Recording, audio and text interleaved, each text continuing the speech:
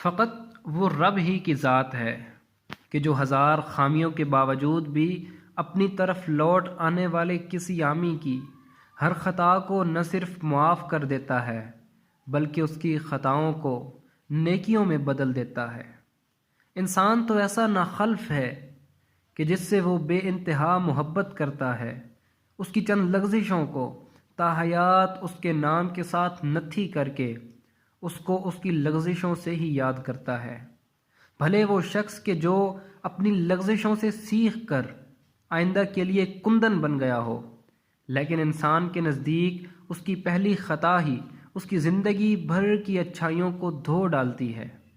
بس رونے اور گڑ گڑانے کے لیے فقط رب کی چوکھٹ پر ہی جائیے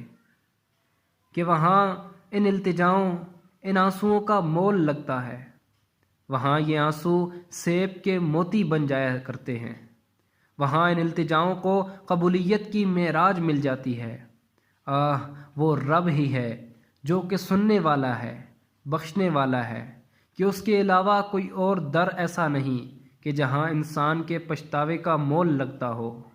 ہاں، انسان جب انسان کے آگے گڑ گڑاتا ہے تو وہ مزید بے مول ہو جاتا ہے، لیکن رب کے در میں گڑ گڑانا اسے ولایت کی رفعت بھی دلوا دیتا ہے۔ پس اے رونے والے،